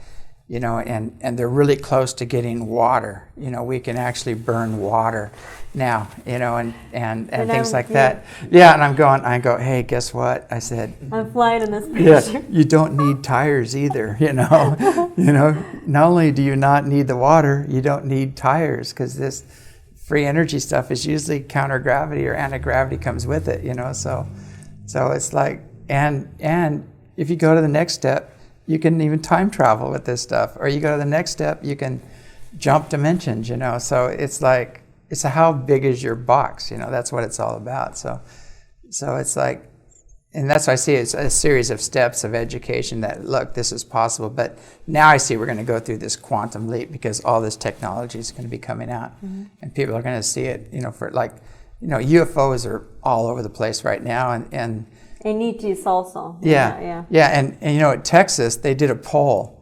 and Texas, after this huge flyover, and they filmed these ships going over Texas, well, they did a poll, and they said, how many people believe UFOs are real and ETs exist? 99% in this poll. I go, 99% saw it. Yeah, I go, 99%. I go, so the cover-up's over. It's done. It's like, why are we asking these guys to tell us what we already know? Because of the main media. Yeah. Most of the people that at least I've seen is the main media. So when you say something like this, they think you literally lost your mind, so. But now when the mainstream media does that, they look like idiots. Because 99% of the people already know they're here, and they go, why are you acting like an idiot? You're going to tell me what's going on the planet, and you're not even aware of this. I think the problem is because a lot of these technologies didn't come out yet, and even when I talk into my family with some people, they say, well, okay, you show me what it is, and then I'll believe it. And I go, take your time, don't you worry about it. Whatever it comes will come exactly at the moment it needs to come. Don't worry. Just sit back and just watch. And the other thing too is like this flies. People don't understand how physics work and how the brain works and everything else, because people go, well, I'll believe it when I see it. Yes. But the problem is your eyes are picking up billions of bits of information, even other dimensions and everything, and your brain chooses out of that what's going to be your reality. So you really have to believe it to see it. It's like the opposite. The opposite. You have to make it a part of your reality. Okay, I'm open to this, and ask the universe to teach you or show you, and it'll bring this to you. And if you do your spiritual practices, you start expanding in awareness, and you start taking in these other dimensions and things like that, and then it's part of your reality. But to say, prove it to me, is like, it's You're dysfunctional. challenging the structure, because what do you mean prove it to me? You're the structure. So I can't prove it to you. You got to prove it to yourself. Yeah, you're creating that reality that doesn't exist. So you can't even fight with anybody because you're the one that created exactly. it. Exactly, that's like, I used to go as you wish, it's like easy wish, be upset, Yeah, if you want to believe UFOs don't exist, it's okay because they believe in you, but I said, a lot of times I'll say, okay, think about this. Let's say you went to this other planet, like you're an off-world guy, and you come here and you land on the planet. You go, man, I landed on this planet, and these people, like, they totally destroy their own environment, and they kill each other, and they do all this stuff. And you go back to your home world and tell them all this stuff, and they're going, no, that's insane. Nobody would do that, nobody would believe you. That happens until they came here and experienced it. So it's the same. It's all about reference points and perspective, on what you believe, and that's, I think it's funny because the higher dimensional beings and UFO, they know we're here. They've been monitoring us for a million bazillion years. But for us to say they don't exist, a lot of testing. Yeah. Especially when we do stuff like this, is a lot of testing. And it's always how you act with people. What do you do? Do you give in very strange situations? And it's going to be accordingly to maybe what you lack of. You need to fix something, or maybe you study a lot for something, and you're in some kind of a situation, and what do you do? And no matter how much you think you know, you're going to be so basically tuning into the situation that you don't think of anything else but what do you do? And that's how they said they are testing everybody that is ready or not ready. Yeah. They told me, we have a classic example at the ranch there, because the UFOs come on a regular basis there. And we have these people going, I want them to land. I want them here now. I want to get on the ship and everything else. And all of a sudden the ship pops in, and it gets bigger and bigger as it's coming. And you see these people running and holding onto a tree and things like, it's just watching the reaction. The ones that scream the most, I want to land, are the most unprepared. They're the most, can't handle it. And I was talking earlier about, I've had kung fu masters, and people, fearless people. Yeah, the first one. And when the ship comes in, they just freeze, they go, and it's common, it's normal. Oh my God. So it is a series, like you're saying, that's testing. It's like they're going to show you a little at a time until you're ready, until you master your fear. And if you can't master your fear, you're not going to have an experience. That's, if a being pops in front of you and he doesn't look like us. Or you raise your frequency on a certain level. Depending who you contact. Yeah. So like most people, I show a picture of this little guy that looks just like ET. He has a head just like ET, wearing robes and everything else. And I said, if this guy appeared in front of you, what would you do? And so most people would get all freaked out, like, holy shit, and they're out of there, they're getting out of there. And I said, but if you stay and hey, what's up, and you master your fear and send love and bliss to this being, that will make a contact, And then all of a sudden you find these beings are really ancient, and they're incredibly wise and very loving, although they look bizarre. And that's when things really happen for you. But it's all about mastering fear. And on the sad part, like Hollywood, that's all they're doing is creating fear. They're bugs. They're coming to eat you. They're going to possess you. It's like all that. It's just like, come on, give me a break. And what about, when's Hollywood going to talk about the higher dimensional beings, the Pleiadians? Yes, I was wanted to see a movie that is all about. Yeah, I've actually written one. I haven't have a screenplay on that, But you know, I've Can had I be in it? yeah, Can I yeah, reserve a spot exactly. in there? I mean, I had so many producers that grab this and they want to go with it, and then all of a sudden it just gets trashed on the upper levels because it's totally empowering. You know, it's talking about the ancient origins and the Star Nation connection and where we're from, and it goes back and there's teaching all through the. Like between the veils, there's teaching that are going on with the Pleiadians appearing to people and saying, this is who you are, this is your real history and things like that. And you know, and it'll have all the action and suspense because, you know, I've been black helicopters and shot at and everything you can imagine. So you can still incorporate that stuff in there if you need to for the box office. But you know, I go, God, why don't they show that part? You know, like the higher the contacts of the benevolent ones that are helping us versus all the bugs coming to eat us or whatever, you know. So That's it's because sad, they yeah. want to create fear. So when Exactly. something happens, you know, everybody is scared about it. Yeah, You know, they want to Around maintain. from the hills. They want to maintain the draconian grid, Yeah. and that's why they do that. They're trying to create and they the grid. maintain it by the frequency of the feelings that we're getting, because any thought is a feeling, and the feeling is a frequency. So if Yeah. you're in fear, then you have a frequency of fear in the planet, massive. You know. And I notice when I lose my fear, the animals respond to that too, and that's how you can really tell. Because I have birds land on me all the time, and I've actually people video. It's hilarious. Watch it. It's kind of funny to me, but the animals respond to that. But if you have fear, they respond to that too. It's like because they're very subjective, you know. And so if you have a lot of fear, and that's the animal's going to respond to that. So it's they said that sometimes they're not only animals, you perceive them like animals, but they're actually projections, and which is extraterrestrial. Did they tell you that? yeah. Okay. Yeah, it's kind of funny. They and they'll use an animal, like the masters will come through a cat or a dog, and then they'll project that energy on this level to you, and give you a download or It's like help a you. holographic expression. Yeah, it's really interesting. Yeah. They use animals a lot, and it was funny because this was done to you. Yeah, That's what they said. Yeah, in Hawaii, something that happened just recently in Hawaii is that there's this place, and it's called Baby Beach, and every once in a while a turtle comes in. And I went there 4 times, and each time 2 turtles popped up, and this one big one, and I'm sitting there, everybody's like, screaming on the beach like this, and I'm going, is there like a shark behind me or something, you know? I turn around, this big turtle, and he's just sitting there like grinning at me, looking at me. And the locals go, I've never seen that. They go, I've never, and all the time I've been here, I've never seen that.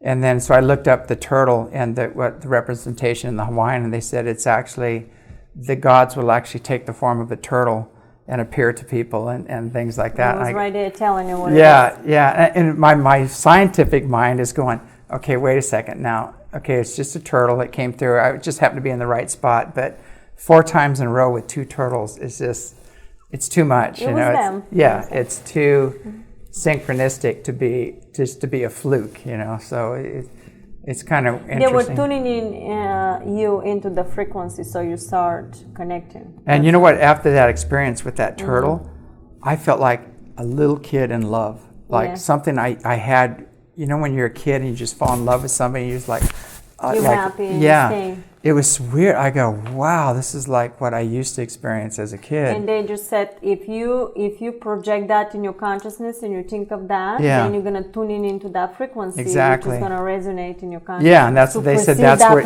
they said that's the reality they live on. Is that kind like you're just constantly in love. And there's this woman I was hanging out with, Danae, at the time, and I said, you know what? I said, I have so much love coming at me right now. I said, but don't take it personal. You know, that's what I told her. I said, don't take it personal. I said, I just feel like a kid in love again, and I don't know what just happened here, but I said, it's just for the record, don't freak out. It's not about you. You know, like this. It was kind of funny, but because some people freak out. You know, if you have that much love coming out of you and they go, oh shit, you know, it's like, I don't like that, like, you know, they feel uncomfortable because it's not natural. Or a lot of people, for example, if you're very honest or if you say something, they think you're gullible or you're stupid or whatever words they use. And in the meantime, if you really know the structure, you know that there's no need for pretense or put the ego or anything like this, because then you're blocking the resonance that is going into these realities. So in turn, you will perceive people that are not going to be very honest with you. Yeah. That's how it works. But it's funny, the love I was feeling, I had to move, some things came up that I had to clear in myself when that energy came in. But it was this love without attachment. It wasn't like I wasn't loving somebody with expectations of anything coming back or anything. It was just, I was love. That's the biggest, actually, that they were talking about. Whatever you do, no expectations, just give, and that's the highest frequency for fifth dimensional structure set up. And you can still set boundaries and hold that frequency. Yes, you can have your ego persona, you know, but it doesn't mean that, you know, it's negative. Yeah, you can say to somebody with very lovingly, no, sorry, that doesn't work for me. Sorry, goodbye. I love you. I love you, but, you know, this just isn't working for me. You know, it's like I respect your free will and your choices, and you know, interact in a different way. So what does contact look like? I mean, a lot of people in the extraterrestrial conversation these days talk about contact, and like individuals like Stephen Greer, who there's a lot of controversy over which side he's on and such. But his version of contact is making physical contact. Well, they said it's irrelevant because, again, your contact will be accordingly to your structure. Yeah. So contact, so by that you mean that it doesn't necessarily have to be physical, it's just... could be physical and could be dimensional. It's depending on your agreement, the contact will be with you. Some people will perceive, like him, for example, all his life. Some people will be, I know that I've been personally taken out of my space-time, brought on ship and come back in like a couple of seconds before it. And they told me, just think about it, meditate about it, and you'll know you've been there. And then what do you see? What do you do? Tell me. And I knew, because anything I think of is already reality. So I knew I was there. But to wake up, I'm being programmed to, you know, through certain process to do it. Why? Because I made an agreement that I have to do it this way. But why I made an agreement? Because I have to detox my body. I have to do this. Some people don't have to. But this is my agreement. So that's why everybody will be accordingly to their own structure. And collectively, there's something massive. But the way you will perceive it and I will perceive it to him, it will be completely different. Yeah, I wanted to cover that a little bit too. I'll probably get some hate mail on this one. But basically I'm not including it. It doesn't bother me. But, you know, I always tell people, what are you experiencing? Is it an internal experience? Is it empowering you as an individual? Or is your energy being directed to an external source, a person, or what's going on here, you know? And we have a saying, just because you're dead doesn't mean you're enlightened, and just because you're an ET doesn't mean you're benevolent, you know? So it's all about frequency and energy and inner sensitivity, being able to sense what you're working with. And you can have a contact, but it may not be in your highest and best good, you know? And you can have, and you can have somebody giving you information that you become totally dependent on, which is not in your highest and best good, you know? So what I always tell people is that, are you being empowered to make your own personal connection with Source? Are you being empowered to have your own contact, to generate your own contact? And who are you contacting with, you know? And so it's like the mind in which you perceive is the mind in which you connect, you know? So the mind that you use is the mind you're going to connect with. So if you're in it for the sensationalism, if you're looking for the guru, and you're looking for some external thing to happen and everything else, then there are people that'll give you that experience, you know? Are you in it for self-empowerment? Do you want to have your own personal contact? Do you want to have your own information coming to you? Then, you know, people, that's what we work with. People come to us to become empowered and experience. And sometimes you can be chosen, the way the Council of Nine, when I connected through synchronicity, one of the scientists, they asked me, we're the Council of Nine, would you like to work with us? And I agree, because I knew it would be with, and so now they're always in the front. They talk about technologies. When scientists and anybody comes, they're the ones that discuss it.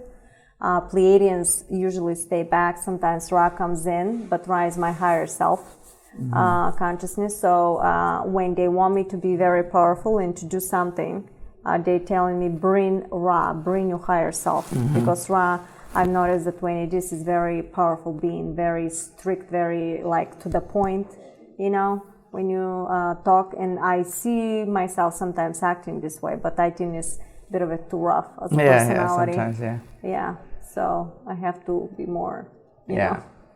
And, you know, sometimes they just are blunt, you know, they just say what needs to be said, and they don't have any attachment. Whatever you need to do, you have whatever to do you need to hear, they flat out. And they, but a lot of beings I work with are so compassionate and so loving that it's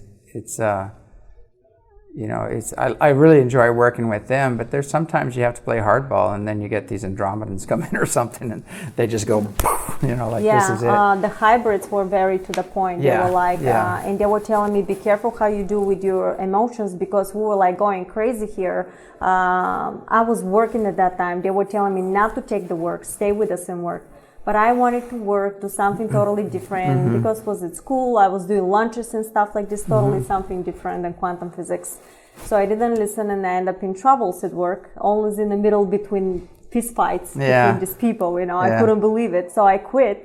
But the funny thing is, when I was in these situations, they were telling me, stay, go, back, forth, you know, whatever I was doing. They said, we can't catch up your reality, because you're shifting so quickly, your emotions, we can't catch you up, you know, which reality you're going to, in order for us to tell you what to do to help you, because they see all the realities like a screen. So in order to help me, they have to see me what I'm resonating in this particular moment, so which reality they can tune in, so they can tell me, watch out here and step this way in order that way, you know. So I was able to control it, but I knew why they were telling me, because, you know, we are so powerful in emotions, and they're a little bit, a lot more collective than us, you know, the way they do stuff. Yeah, I wanted, one more thing, this is a little more down to earth, but I wanted to mention too, is that if you really want to know what's going on, is watch how they treat people off the podium. You know, people have a persona on the podium that they give. And it's all about love. It's all about, they have this gig, you know, or this thing they do. I experienced that. Yeah, and when they step off from the podium, they just totally trash the people helping them, and you know, and that's one thing. Just watch how they treat the people around them off the podium and things like that. The other thing is just follow the money. You know, see where the money is going. Is it going for self-service? Is it going, you know, a lot of people are saying, all this money they're getting is going towards this project and this project, and it really doesn't go there. It goes into their own bank account, you know. So are they actually building anything? Are they actually creating anything, or is it all going towards their own you know, self? And people that are doing this benevolent work, they are including other people, like a collective. We all work with each other. Not I'm, you know, the only one that knows everything, and everybody just has to stay aside, because you know, will overpower me, and that's not how it is. Yeah, and you'll hear I did this, and when I did this, and you hear I all the way through their presentation, you know, and you're going, well, you know, did you have anybody else around you? Do you have a staff? Where's the we? You know, where's the we in this?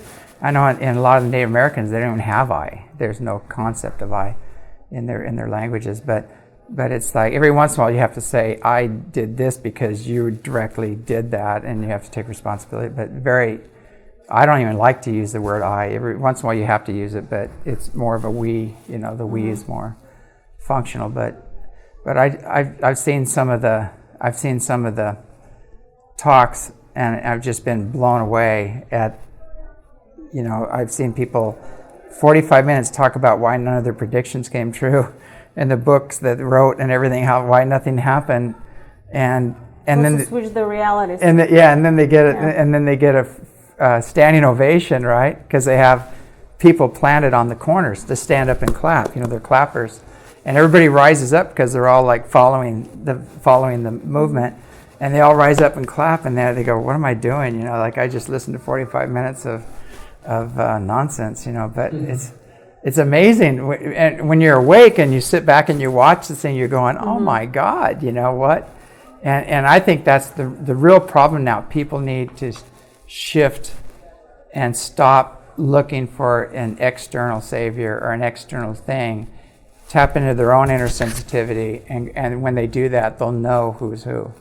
You know, because we all have the BS meter. It sits right here, you know, and you will feel, and then we get talked out of it. But, you know, we have to go back to that. You have to center yourself. Yeah. You have to watch what you're doing, because it's so easy to get out of the structure. You know, but if you have guidance that they always put you back into. You get in a smack like my car. Remember I was talking about? Yeah, and also too, look who they associate with. You Yes. know, off the podium. You know, because they'll name drop. You know, I was with this guy and with this guy and with this guy, and I go, yeah, those guys are pedophile baby eaters. You know, why are you dropping names like that just because they're well-known billionaires? You know, it doesn't mean it doesn't mean that. I don't get it. Like, I'd be embarrassed if I said, you know, I was. Hanging out with these guys and, you know, bragging about going to Bohemian Grove or something. You know, it's like, yeah, it's like, how is that an asset? You know, how is that positive? But it goes back to this thing. I think the level of arrogance and the ego, and even spiritual ego, it gets elevated to a point where it's totally self-sabotaging. And it's weird, and they just actually will spill the beans on themselves. You know, and that's what's happening.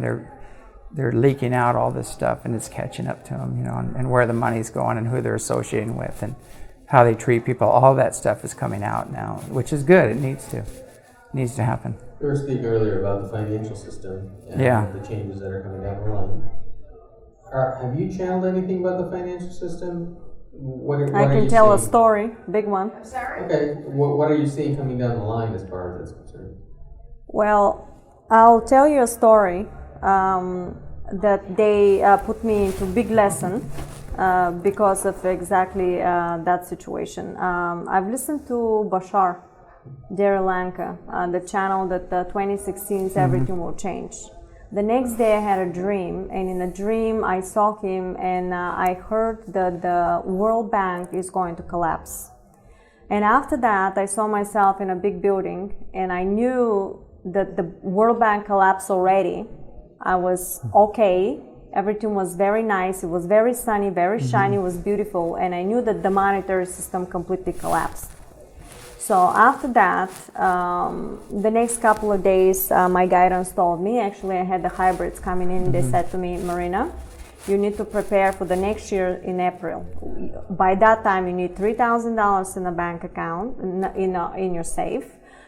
You need a new car, and you need a food for 3 months, because the monetary system is going to collapse. And everything that happened to me, I didn't listen, everything happened. So I decided to listen this time. So I knew I had to prepare ahead of time. Just a couple of months prior to this time, they told me, go now to the bank, things are changing. We want you to pull $500 out. We want you to put another $500 out, and then buy food for 2 weeks and water for 2 weeks. And I did that immediately, the same day, because they were telling me something will happen in 2 days. So I said, okay, I did everything, and I ended up listening to some kind of a video at that time.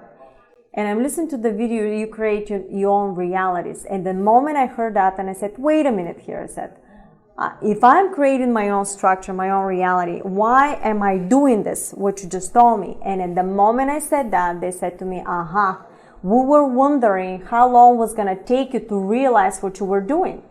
If you take an action towards a belief system like this, that becomes part of your structure, part of your reality.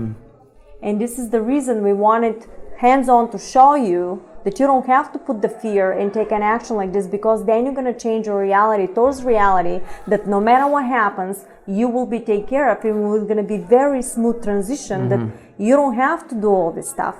So I said, well, why then you told me that you changed that? Because they said, this is the only way we can prove it to you in order for you to change the structure by understanding it. Because what we told you, like 5 months ago, for you to do and take all this money, was accordingly to your belief system and that particular parallel reality that we end up seeing for you.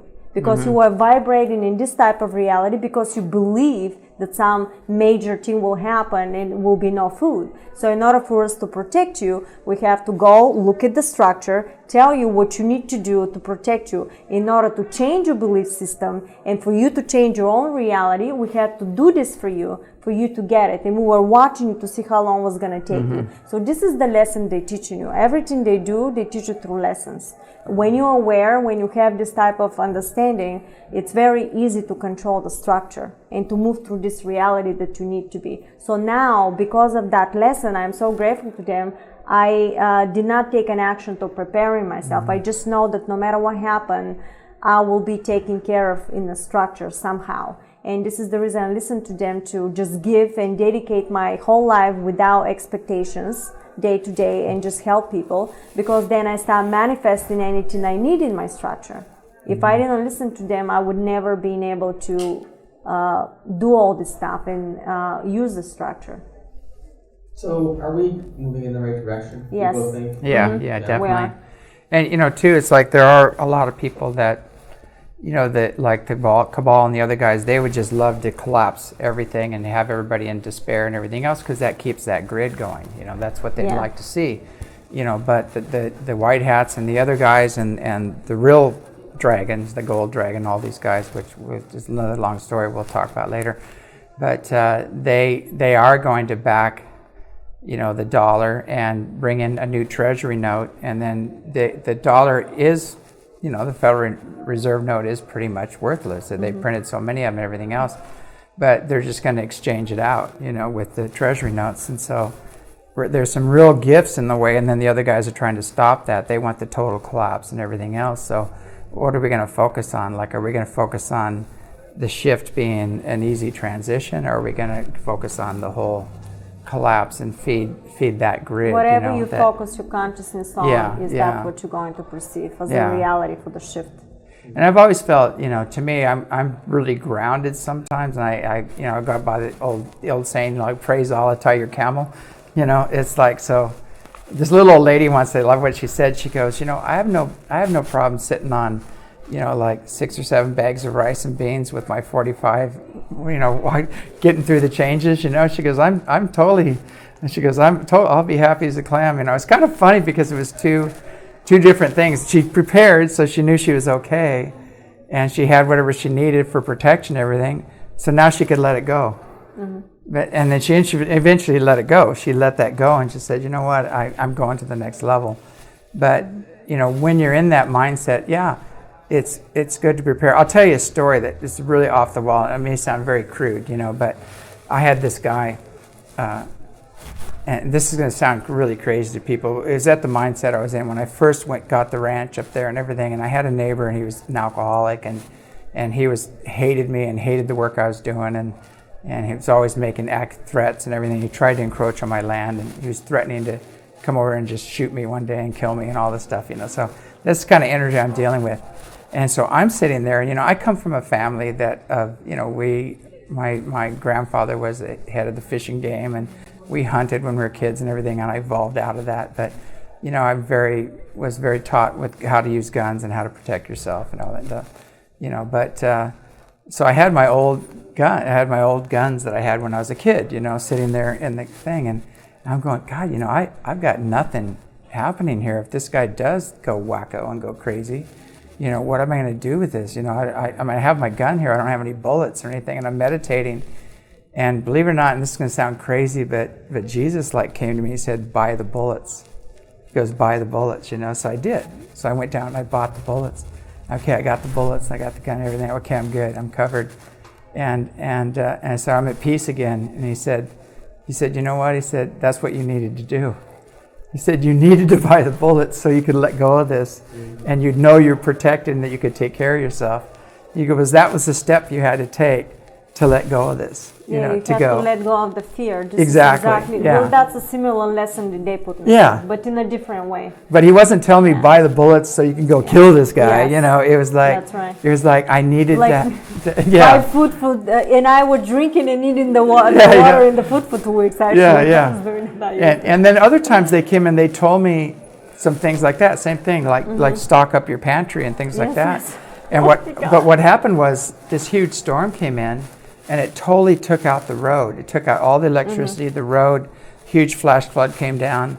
Both ways in and out of Trout Lake were shut down for like 2 weeks. And I was sitting there, and my place is pretty self-sufficient. So I had wood for heat, I had propane for hot water. And I go, wow, it's like the electricity was off, but who cares? It's like I was. Well, they did that for you in different ways. Yeah, I got hot water. I've got heat. I can even cook on the wood stove if I need to.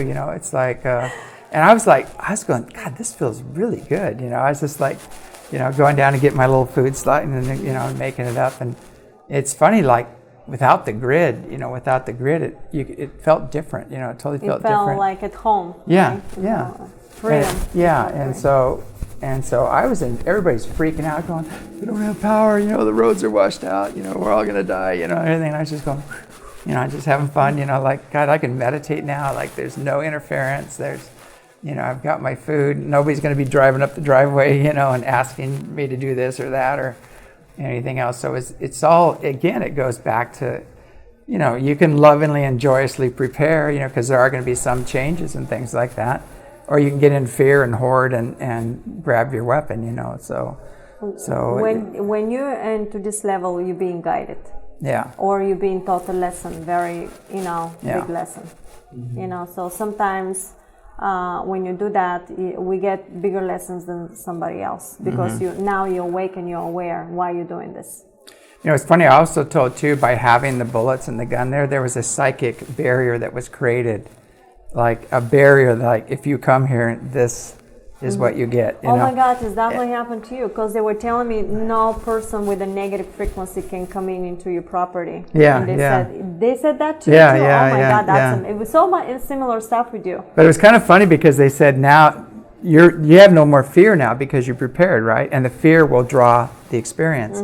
But now that I dealt with the fear and released that, and I prepared, there's no more fear to create the experience, So it was kind of a funny lesson, that I learned. But the lesson will always have a higher meaning to it if we sit with it. They teach by lessons, actually, hands-on. If you deal with them, it's by lesson, definitely. So basically, by buying the gun, you change your consciousness about the whole situation. And turn, the situation went away. Yes. Yeah, exactly. Completely. Yeah. By being prepared now, I was not in fear, and now that I wasn't in fear, the situation became a non-event. But again, that lesson was specifically for his own consciousness. They know how to implement that. For me, it could have been completely different. Exactly. In a way to implement that because of my belief system. So let's just take this idea a little bit further, and we're almost done with the show, but I want to finish on the subject. So if somebody's experiencing something in their life that causes them some sort of negative emotion, whether it's fear or whatever, let's say in your situation you bought a gun, obviously not to kill somebody, but just to change your perception of the experience, right? Yeah, I already had the gun, but I just had to buy the bullets because I had no bullets. So the gun's useless without bullets, So it's kind of funny. So should a person, do you think, try to find a solution to the problem that maybe they don't necessarily execute it, but by having that solution in their awareness or life experience, it makes them feel safer? Yeah. And as a result, should we expect that the original problem just goes away?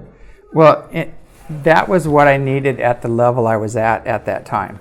And so now I realize that, okay, I can change the whole field perspective. I can clear the fear. I can go back and find out where that fear originated that's going to create that, even past life, wherever that came from, and clear that out and change the reality that way. But at the time, that was it was triggering some survival things in me, some old survival things and stuff. And so it was good. It brought those up. But it's kind of interesting when you do, and I think it's a good idea to have, at least a couple weeks of food and water on hand, just because there are going to be disruptions and things. That's what nature does, So it's not like you're doing it in fear. As an American, you always have a lot of in the pantries. Yeah. Bulgarians, they don't do that. We opened the fridge, there was nothing there. Yeah. But in America, people have a lot of food. And so it's just common sense, there's going to be disruptions, there's going to be some flooding, there's going to be hurricanes. But it doesn't mean you're going to suffer through it. You're going to be fine the way you are. when it comes, Yeah, and that's what Babaji was telling me. It's time to lovingly and joyously prepare. He said, don't do it out of fear, but just out of loving yourself and being kind to your body and things like that. Yeah, you're gonna prepare, to do things. And so, and yet there's another level that they were talking the way it happened, with me, that if you know to manipulate the structure, you don't really have to prepare. You basically gonna receive reality that the transition is so easy that anywhere you turn, your neighbor has it, or somebody is giving it to you.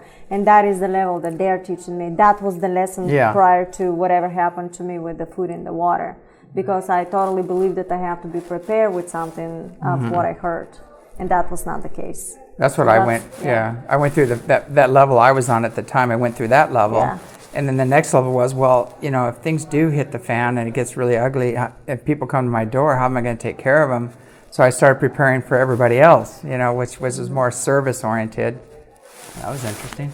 And so that happens. Service oriented. And then the next level would be changing that reality altogether. They said yes. Yeah. It's time for our show to conclude. Yeah. Well, thank you both for joining me. All right. For coming from all parts of, you're coming from Hawaii and you're coming from New Jersey, and to be here with all of us at the Awake And Empowered Expo, our third expo. I'm looking forward to both of your presentations. I may not have much of a chance to participate, but I'll at least poke my head in there and check it out. Okay. Awesome. So thank you again. All right. And, Thank you. We'll see you again tomorrow. Yeah, thank you for all the work you're doing, and keep up that good work, because it's definitely necessary. And thank you for having us. Yeah. Ethan. My pleasure. All right. I had to do that piece. I know.